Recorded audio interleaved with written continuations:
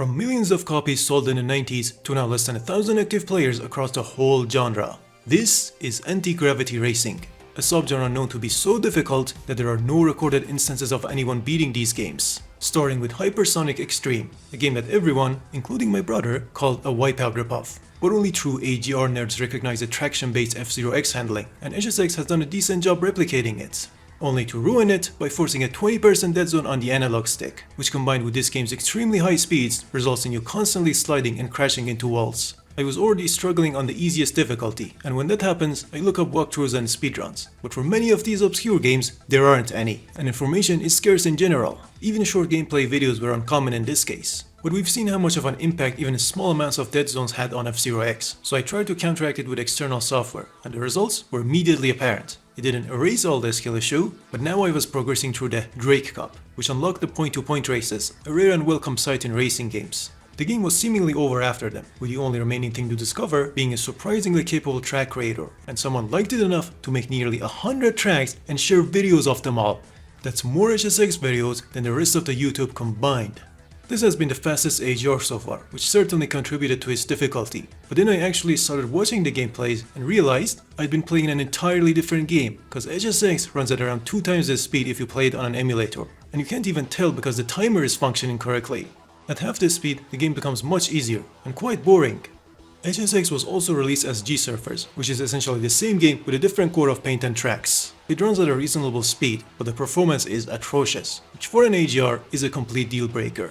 The game is rough around the edges overall, and it's the player's job to make up for the lack of content with the track creator. Still, it's clear that this game's lack of completion is due to its obscurity and not its difficulty. But the same can be said for Space Haste, a game with its difficulty set to yes. It's not so bad at first, but it gradually ramps up, and at the second to last level it becomes seemingly impossible. You simply cannot catch the AI with these starter cars. Wanna try another? You can't, cause cars unlock only for the level you beat it on. I wrote this game off initially, but then my only human viewer found a clip of someone beating the level I was stuck on. He was using a cheat code, which disables progression, but the more interesting thing was how he was drifting around every corner in a game with grippy vehicles, and this only meant one thing: unlocking the frame rates, which is a bad idea in old games. It does seem that way at first. High FPS makes the car so drifty you can barely turn, but what it also does is almost get rid of the speed penalty when hitting walls. You simply let the wall carry your car through the corner, as opposed to braking and turning. This made me beat the level I was stuck on for hours in my first try. The next and final level was even more difficult due to it being the longest. Every car has a set amount of energy that drains over time, and the only way to recharge it is through pickups, and good luck driving over them when the car hardly turns. Now the new strategy was to switch to low frame rate before approaching pickups and unlock it once you get the energy. After 30 minutes, the final race was over as well. And the game didn't acknowledge that, so I switched to the max difficulty, beat it once again, and still nothing. It didn't even unlock any cars. Well, the credit rolls every time you quit, and I assure you that's the best way to finish this game. Even ignoring the difficulty, it's fundamentally flawed. The cars hug the floor, rendering the elevations pointless. Some corners pull your car like a runner game, making each turn unpredictable with the slow camera further worsening things. It's a rage game clearly, and they even had the audacity to re-release it on Steam. But there's no engine sound, and the soundtrack is absent, giving the game a strange, unsettling horror vibe. And there are occasionally bugs flying around in your ear. Fucking hate bugs. They released the game you had to time travel 20 years into the future to get faster computers capable of achieving higher frame rates just so you can beat it by abusing the lamest exploit in racing games. If you want to try this, I suggest you acquire it through alternative means, as a re-release does nothing to better prepare the game for modern systems.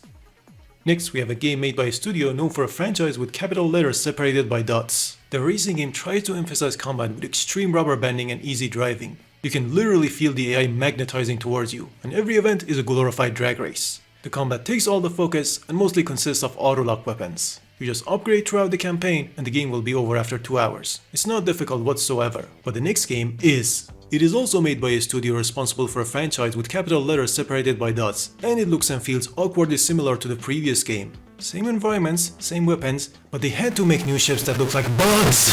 Despite the similarities, it plays like a different game. The weapon loadouts are replaced with weapon pickups, and the vehicles have different speed classes instead of upgrades. They don't really differ in terms of performance though, and the universal buffs seem to be placebo. At least some of the tracks provide a challenge this time. You can jump, but there's no pitch control. Combine it with too many props and weak auto balancing, and you have ships constantly tipping over. Look at the brakes on some of them. The final class is where the game cranks up the difficulty and slows down boost recharge. I eventually rage quit after this ocean level, where you can hit solid air. Changing the difficulty also meant restarting the progress. Yeah, this game can get even harder, but no one's ever bothered to record themselves beating even the easier difficulties. Well, 2 people did recently, while I was making this video. Relaxing gameplay channel. All the guides for this game are suspiciously incomplete, but I did find an extremely helpful tip. You have to open in desktop.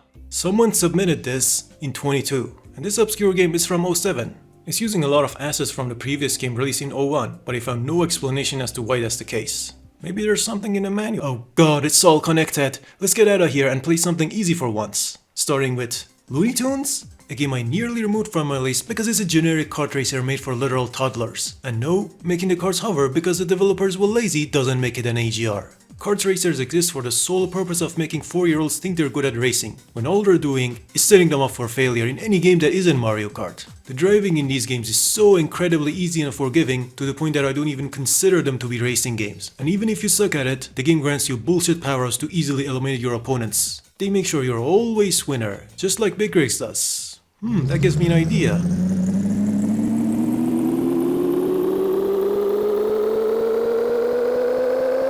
Well, we found MegaRace's inspiration. This glitch turns the game from a shitty kart racer to something that's at least remotely worth playing. The driving finally becomes a challenge. You need to actually try and maintain your momentum and slow down for tight corners. Man, who would have thought you could improve a game that's been maliciously slowed down by simply speeding it back up?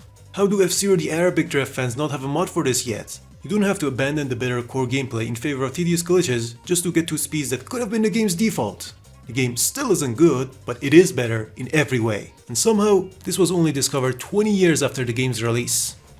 Next up, we have Pod Racer's sequel. As great as the first game was, it didn't offer much in terms of racing with how slow the AI was. Well, this one goes too far into the opposite direction. The game is trying to force physical combat by magnetizing the AI towards you, and the combat isn't even good. Even worse is the simplified driving, and tracks, and everything's worse. Clearly, this game failed to capture the magic of its predecessor. Just like Drome did. The original Drome was actually released before F-Zero and was more of a flying game with a focus on simulation. Impressive, but also difficult. The reboot tries its hands at anti-gravity vehicles while still trying to maintain simulation aspects, and it's a mess. This is the only AGR that has slipstreaming and gear shifting on a jet engine. So much for the racing game lore. Taking corners in the original required rolling and pitching. In the reboot you just turn, but the camera still rolls and it's so disorienting. In addition, turning slows you down to the extent that wall riding becomes the best way to take corners. The Drome reboot ended up becoming the very thing it sought to destroy, starting with the promise of taking gimmicks out of racing and ending up trying to appeal to the wider casual audience with dumbed down mechanics. The latter is simply my speculation based on the concept arts and videos that unlock after you beat the game. The gameplay shown here is nothing like the final product. Moving on to Xbox's exclusive AGR. It shares a lot of traits with Drome, such as turning costing so much speed that wall riding becomes optimal, unnecessary and pointless characters, and being a disappointment overall, cause the original creator of Wipeout was involved in this. I could go into more details, but I would be repeating myself with how generic and boring the game is. It might look like I'm glossing over games, but I actually finished the vast majority of them, as I don't want to end up like half the video game review channels where all the gameplay footage is either taken from somewhere else or is from the first few levels, suggesting the creator spent little to no time on the game and is talking out of their ass. Playing video games is like the easiest job in the world, so that's what I'm gonna do instead of repeating surface level stuff that everyone seems to agree on with zero fact checking. Anyways, these games just don't offer anything new or improve on existing formulas. Well, this one tries, taking place in ever-twisting tubes with a slow camera that makes it difficult to see the track. Not that you'll need to, as all the challenge comes from keeping the most momentum by smoothly riding the tube. Ultimately, it comes off as shallow and simplistic. Surprisingly, the extra Grand Prix get quite difficult, but thankfully this game has some speedruns, so I looked them up to see what the fastest vehicle is, and it looks like a fucking bug. Good thing I can kill some in the next game's incredibly creative missions, and they're all accompanied by cutscenes that had more effort put into them than the actual game. Otherwise, it's a floor hugger with basic handling and combat. So moving on to Motorsiege, an arena combat game that I should have probably excluded, but it has some cool boss fights, one of them being Manic Marvin in his Killdozer, and you can go against them in a hover boss called the Nubber, truly one of the racing game vehicles of all time. They had enough sense to use a stiff camera, there is a capture the flag mode, and the AI pulls off some sick moves to dodge you, and that's all I found noteworthy. Well, there's also this. It feels like some of these studios try to make up for bad gameplay with shitty characters, almost as if they want us to laugh at their game instead of playing them. So here comes a game that does the exact opposite. Its craft focuses on raw gameplay, with drifty ships that feel responsive and smooth, with tracks that get progressively harder, from high-speed corners to U-turns to full 180s and off-camber turns that really throw you off. It doesn't really offer much more than that though, and it knows it, letting you finish in less than 2 hours. The roads all have the same width, with slippery curves on each side that push you back on the track. But if you risk it, you can ride on the edge and gain substantial time, which feels very satisfying to pull off. This was a game I expected people to be pushing to the limit, but as you can see, it flopped. Well, the source code is public now, so maybe the people responsible for Crazy Frog Racer can learn from it. I'm just gonna put this in my list of top 20 worst racing games and move over to mobile games.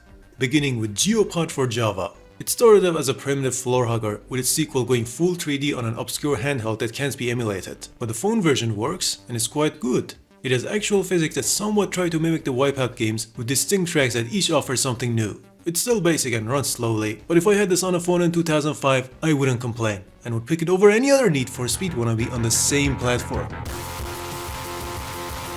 And the same goes for Redout Racer, a game that tried to put Wipeout on a phone as much as they could. The graphics were relegated to a bunch of polygons to maximize frame rate, and it was worth it, featuring a fair selection of tracks and game modes, with some pickups having cool random effects on the gameplay. It's probably the best AGR you can play on Java, but it's not like there was any competition, as I didn't find any other notable titles. There's just this floor hugger for the N-Gage that asked me to pay for it halfway through. I guess the game was so bad that nobody bothered double checking to see if it's properly cracked.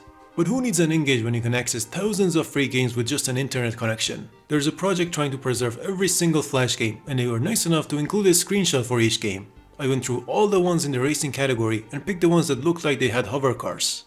Many of these are unfinished passion projects, and some turned out to be simple runners, so I'll only go through the notable ones. Starting with Origamis. 3D was difficult to pull off in Flash, so this game went for the F-Zero approach with fake 3D. The vehicles slide when you're accelerating, but grip up when you let go. Now you know why blast turning is so overpowered in 2D F-Zeros. It's an odd looking game that you can finish in 20 minutes, but what did you expect from Flash? There were other platforms though. Here's a promotional game that even has gamepad support, but it doesn't help you wall ride better on its only track. This one runs on the same E-Rape game engine as the Imperator and has a goofy looking ship. This one's just a drag strip with barriers you can hardly see, and it has the Barbie Falcon. This one looks like a polished F-Zero clone, but the handling and AI are extremely simplistic, and for some reason it also has the worst game mode from Wipeout. This one has a very convincing 3D effect thanks to extreme amounts of blur and bloom, and the gameplay is fun for a short while. This one wants you to sign up for a membership for one track and a terrible F-Zero wannabe. But here's the most popular AGR for Flash. It has brain-dead hold W and wall right handling. This one on the other hand is quite serviceable. The handling is simple, but there's a random track generator. It gets repetitive, but still cool for a while. It even had a sequel that introduced combat, but it's not good and doesn't have the track generator.